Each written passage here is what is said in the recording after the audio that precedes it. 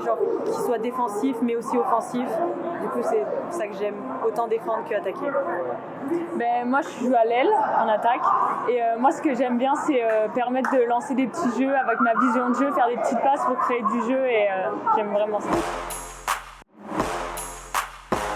Pour moi, c'était mon premier match et franchement, c'est super de voir une ambiance aussi forte. Et puis, c'est toujours cool de voir des matchs de NHL. Donc, malgré le score, on a aimé ça. On a aimé l'activité physique et puis les petites bagarres par-ci par-là devant le net. C'était vraiment le fun. Ouais, puis on va dire que budgétairement parlant, c'est pas non plus tout le temps possible.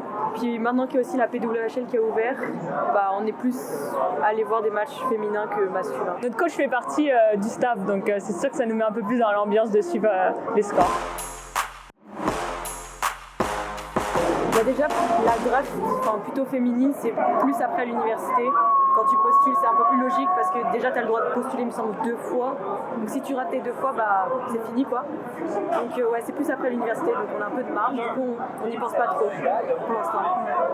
C'est sûr, c'est un objectif, mais... moi, j'y pense, mais sincèrement, après l'université, j'aimerais bien construire ma vie, je sais pas. Donc PWHL, si j'ai l'occasion, pourquoi pas faire ce que je peux dedans, mais ça reste pas forcément une vision.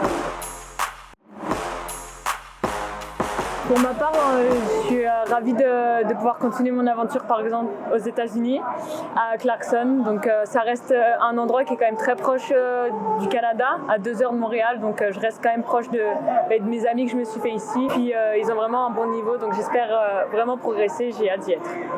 Puis moi j'ai décidé de m'envoler aussi aux États-Unis, à Quinnipiac, c'est dans le Connecticut. Et puis c'est aussi une très bonne équipe et je suis ravie d'avoir commit là-bas. Ça va être de gros objectifs pour nous cette saison là, entre notre équipe personnelle là, ici au Canada, l'équipe de France avec 2 gros objectifs qui arrivent, donc ça va être une saison chargée. Et puis on se prépare depuis août avec les tests physiques, puis je pense que chacune se prépare assez bien dans son club pour les objectifs qui arrivent en équipe, donc je pense qu'on va être prête.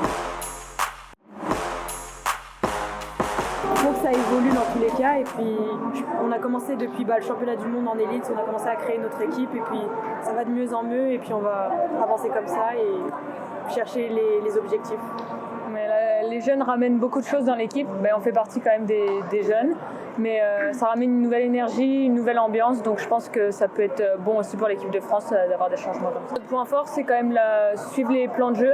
On est une équipe qui écoute vraiment les conseils des coachs et on sait ce qu'ils font, donc je pense que suivre nos plans de jeu, ça pourrait permettre de réussir dans les TQO. Il y a 2 très bonnes équipes, donc la Chine et le Japon. Il va falloir se méfier du Japon, mais aussi de la Chine parce qu'ils ont quand même des bonnes joueuses. Et après, l'équipe en dessous qui va être préqualifiée pour venir à notre TQO, faudra pas se reposer sur nos lauriers face à cette équipe parce que on sait tous qu'une équipe qui arrive du bas, elle a que ça à prouver de gagner toutes les autres équipes, donc je pense qu'il va falloir s'en méfier.